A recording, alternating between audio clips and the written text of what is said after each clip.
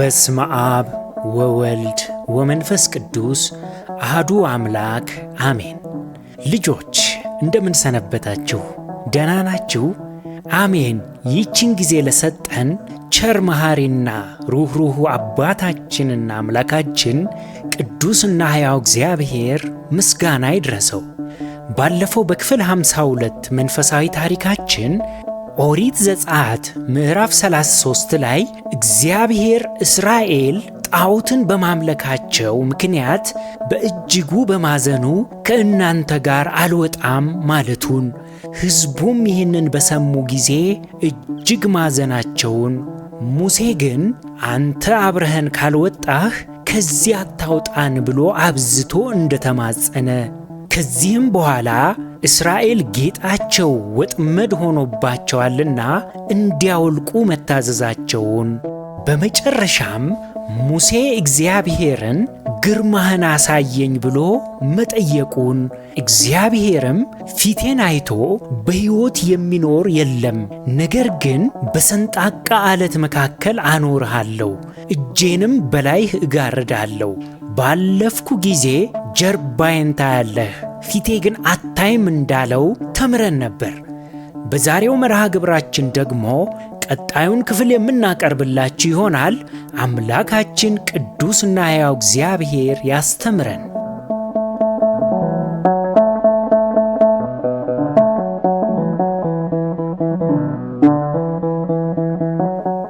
በስመ አብ ወወልድ ወመንፈስ ቅዱስ አሐዱ አምላክ አሜን። የእግዚአብሔር ግርማ በሙሴ ፊት ላይ ማንጸባረቁ።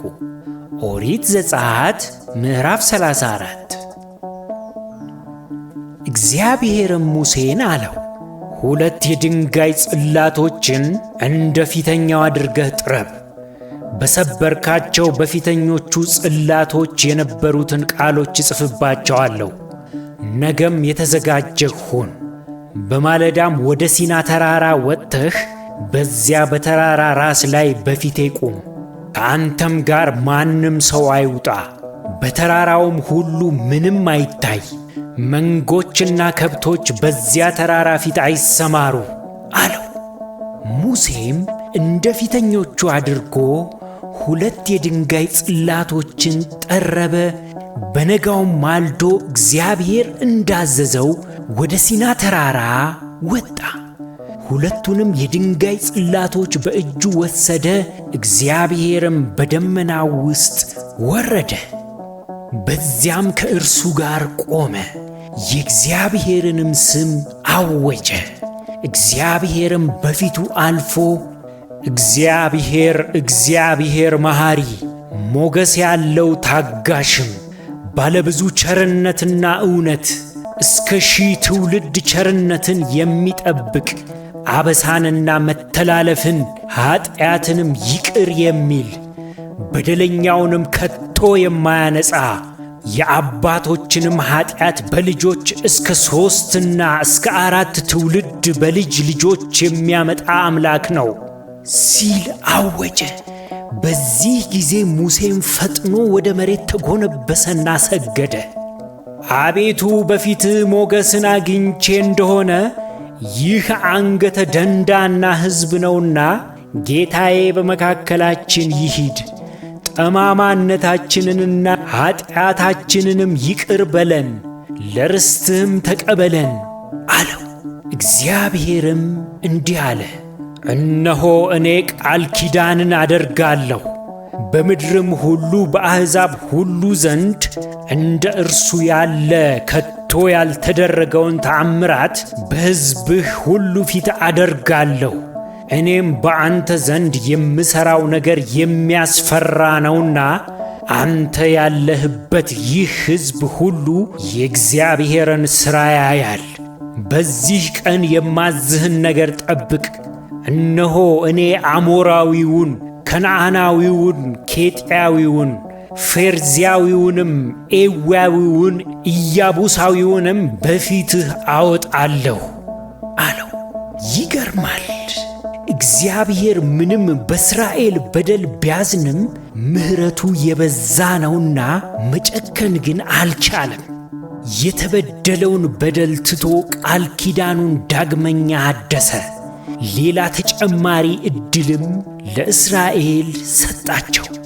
ልጆች፣ ከዚህ የምንማረው ነገር ቢኖር የእኛ በደልና ኃጢአታችን ቢበዛም ምሕረቱ እጅግ የበዛ ይቅር ባይ ጌታ ነውና እግዚአብሔር ከልባችን ሆነን ብንመለስ ይቅር ለማለት ዘወትር እጆቹ የተዘረጉ መሆኑን ያሳየናል። በመቀጠልም እግዚአብሔር ሙሴን እንዲህ አለው፣ በመካከልህ ወጥመድ እንዳይሆኑብህ አንተ በምትሄድባት ምድር ከሚኖሩ ሰዎች ጋር ቃል ኪዳንን እንዳታደርግ ተጠንቀቅ። ነገር ግን መሠዊያዎቻቸውን ታፈርሳለህ፣ ሐውልቶቻቸውንም ትሰብራለህ፣ የማምለኪያ ዐፀዶቻቸውንም ትቈርጣለህ። ስሙ ቀናተኛ የሆነ እግዚአብሔር ቅንዓት ያለው አምላክ ነውና ለሌላ አምላክ አትስገድ። በዚያች ምድር ከሚኖሩ ሰዎችም ጋር ቃል ኪዳንን እንዳታደርግ። እነርሱ አምላኮቻቸውን ተከትለው ባመነዘሩና በሰውላቸው ጊዜ እንዳይጠሩህ፣ ከመሥዋዕታቸውም እንዳትበላ፣ ሴት ልጆቻቸውንም ከወንድ ልጆችህ ጋር እንዳታጋባ። ልጆቻቸውም አምላኮቻቸውን ተከትለው ሲያመነዝሩ ከአምላኮቻቸው በኋላ ሄደህ አመንዝረውም ልጆችህን እንዳያስቱ ተጠንቀቅ አለው። እውነት ነው፣ እግዚአብሔር በልጆቹ ይቀናል።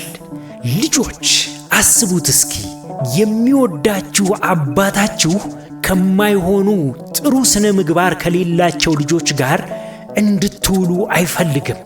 ለምን? ልጆቹ ከመንገድ ወጥተው እንዳይጠፉበት ስለሚፈልግ። ነገር ግን እናንተ የአባቶቻችሁን ትእዛዝ ወደ ጎን ብላችሁ ከእነዚህ አስቸጋሪ ልጆች ጋር ብትጎዳኙና እናንተን የሚጎዳ ጥፋትን ብትሰሩ አባታችሁ ምን የሚል ይመስላችኋል? በእውነቱ በታላቅ ቁጣና ቅናት ይቀጣችኋል። ምክንያቱም ለእርሱ ሁሉ ነገሩ ናችሁና። ከመጸነሳችሁ ጊዜ ጀምሮ ያሳደጋችሁ ልጆቹ ስትጠፉበት ተበላሽታችሁ ድካሙን ሁሉ ከንቱ ስታደርጉበት መታገስ አይችልምና። ስለዚህ ነው ይህ ሁሉ ጥፋት ከመድረሱ በፊት ስነ ምግባር ከሌላቸው ከማይመስሏችሁ ልጆች ጋር አላስፈላጊ ጓደኝነትን እንዳትገጥሙ ብለው ነው አስቀድመው የሚመክሯችሁ። እግዚአብሔርም እንዲሁ ነው። የሚወዳቸው እንደ በኩር ልጁ የሚቆጥረው እስራኤል ከአሕዛብና አረማውያን ጋር ተቀራርቦ የሐሰት አማልክቶቻቸውን እንዲያመልኩ ክፉና ጨካኝ ኃጢአታቸውን እንዲለማመዱ የማይፈልገው አባት ለልጁ የሚመኘው ልጁ እንዲደርስለት የሚፈልገው ታላቅ ቦታ በልቡ ውስጥ አለ። ታዲያ ልጁ እዚያ እንዲደርስለት ምንም ዋጋ ለመክፈል አባት የተዘጋጀ ነው። ነገር ግን አባት ለልጁ ሩቅ ሲያስብ ሳለ ልጁ ግን እንዲህ ካሉ የተበላሹ ልጆች ጋር ገጥሞ ሕልሙን ሲያጨነግፉበት እንዴት አይቀና፣ አይበሳጭ? ቸሩ እግዚአብሔርም ለእስራኤል ያሰበው ታላቅ ሐሳብ አለ። በምድርም ሆነ በሰማይ ታላቅ ርስትን አዘጋጅቶላቸዋል።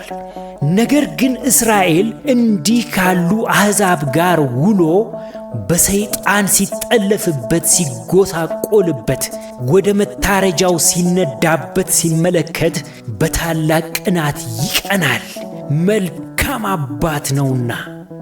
የእኛ የአባቶች ቅናት ልጆቻችን እንዲጠፉ ሳይሆን እንዲመለሱ ዘንድ እንደሆነ እግዚአብሔርም ልጆቹ ወደ ንስሐ እንዲመለሱ እንዲታደሱ ስለ ልጆቹ በመቅናት ይቀጣል።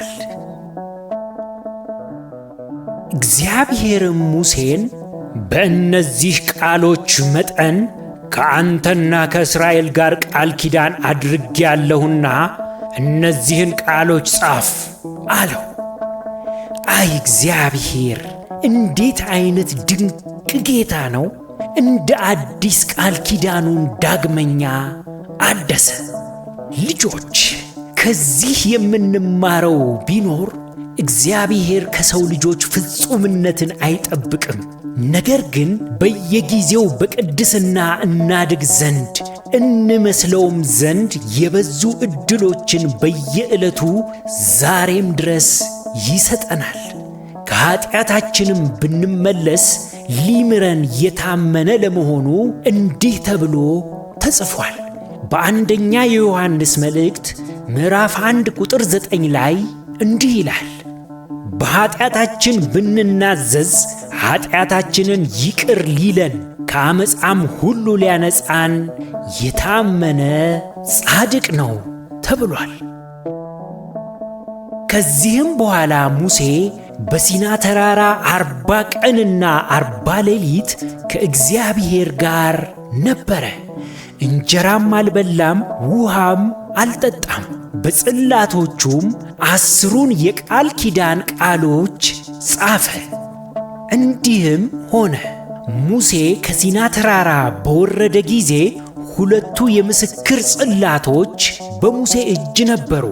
ሙሴም ከተራራው በወረደ ጊዜ እግዚአብሔር ከእርሱ ጋር ስለተነጋገረ የፊቱ ቁርበት እንዳንጸባረቀ አላወቀም ነበር።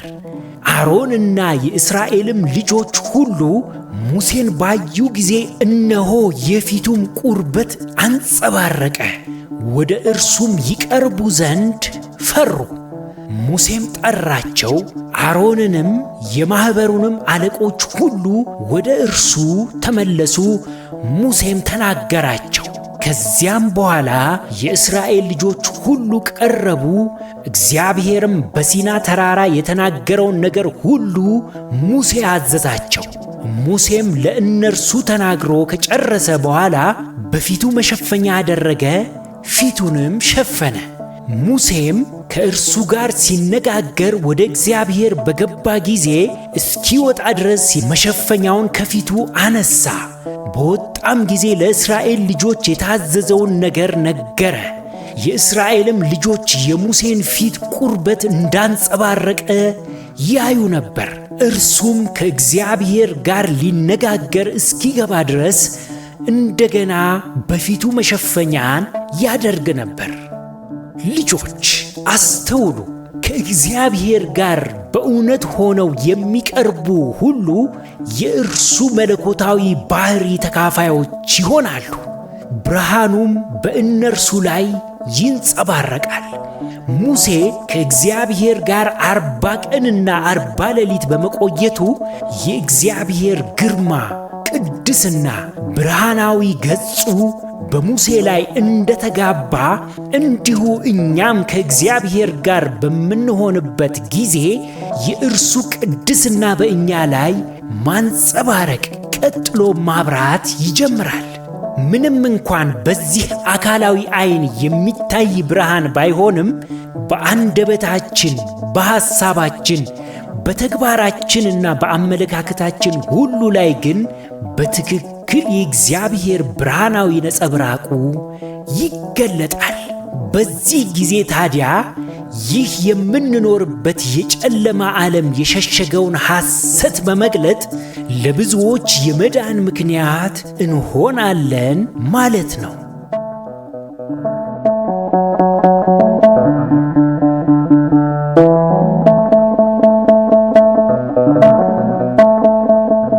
ልጆች የሚደንቅ ታሪክ ነው አይደል? አዎን ይደንቃል። የእግዚአብሔር ቸርነቱ፣ ምሕረቱ፣ ይቅር ባይነቱ ለእኛ ካለው ጥልቅ ፍቅር የሚመነጭ ቅናቱ በእጅጉ የሚደንቅ ነው። አሁን ደግሞ ከታሪኩ ውስጥ ጥያቄዎችን እንጠይቃችሁ፣ በጥያቄዎቹም ላይ ተወያዩባቸው። ወላጆችም እባካችሁ ለልጆቹ ጥያቄዎቹን በማብራራት እርዷቸው። የመጀመሪያው ጥያቄ እግዚአብሔር ቃል ኪዳኑን ዳግመኛ ሲያድስ ለምስክር ይሆን ዘንድ ለሙሴ ምን ሰጠው? እግዚአብሔር ለሙሴ ያወጀው የባህሪ መገለጫው ምን ነበር?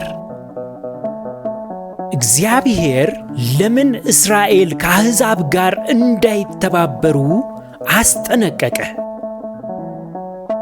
ሙሴ ለስንት ቀናት በሲና ተራራ ላይ ቆየ? የሙሴ ፊት ለምን አንጸባረቀ? ከዚህ ታሪክ ምን ተማራችሁ?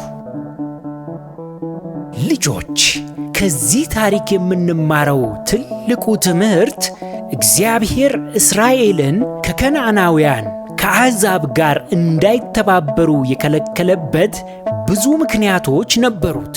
አሕዛብ የኀጢአታቸው ጽዋ በፊቱ ሞልቶ ነበር። ለእናንተ ልንገልጸው የማይገባ እጅግ ጸያፍና ጭካኔ የተሞላበትን በደል ከመሥራታቸው የተነሣ ምድሪቱ እንኳን ሳትቀር ተፍታቸው ነበር። ከእነዚህ ሰዎች ጋር አብሮ መኖር ታዲያ ቀስ በቀስ መተባበር መሳተፍንም ስለሚያስከትል እግዚአብሔር ከእነርሱ ጋር እንዳይተባበሩ አስጠነቀቀ። ልጆች፣ ዛሬም ቢሆን እናንተ ባላችሁበት የትምህርት ደረጃ ዕድሜና ልምድ የማትረዱት ነገር ግን ወላጆቻችን የሚያውቁት ብዙ ጥፋት የበዛበት ክፉ ዘመን ላይ ነው ያለነው። ይህንን ሁኔታ የሚገነዘቡ ወላጆቻችን ታዲያ መልካም ስነ ምግባር ከሌላቸው ብዙ ኀጢአትና ክፋትን ከለመዱ ልጆች ጋር አብራችሁ እንዳትውሉ እነርሱንም እንዳትመስሉ በየጊዜው ይመክሯችኋል፣ ይገስጿችኋል፣ በእጅጉም ይጨነቃሉ። ወላጆቻችን ለምን መሰላችሁ? እናንተ ነገ ትልቅ ቦታ እንድትደርሱላቸው ስለሚያስቡና በእውነት ፍቅርም ስለሚወዷችሁ ነው። ወላጆቻችሁ በእውነትም ዛሬ ባይገባንም ነገ ትልልቆች ስንሆን ግን የምንረዳቸው ብዙ እውነቶች አሉ። ስለዚህ ልጆች የወላጆቻችሁን ምክር አድምጡ፣ ከልባችሁም አኖሩና ተግብሩት። እንዲህ ብታደርጉ የእግዚአብሔርን በረከት ታገኛላችሁ። እርሱም ጠብቆና ተንከባክቦ ካሰብንበት ታላቅ ቦታ ደግፎ ሊያደርሰን እንደሚችል ከዚህ ታሪክ ተምረናል ማለት ነው። የዛሬው መርሃ ግብራችን ይህንን ይመስል ነበር። ያስተማረን የመከረን የአባቶቻችን የቅዱሳን አምላክ ቅዱስና ሕያው እግዚአብሔር ምስጋና ይድረሰው። የእግዚአብሔር ቸርነት፣ የእመቤታችን የቅድስት ድንግል ማርያም ማላጅነት፣ የጻድቃን የቅዱሳን ሁሉ ተራዳይነታቸው አይለየን። ወስብሐት ለእግዚአብሔር።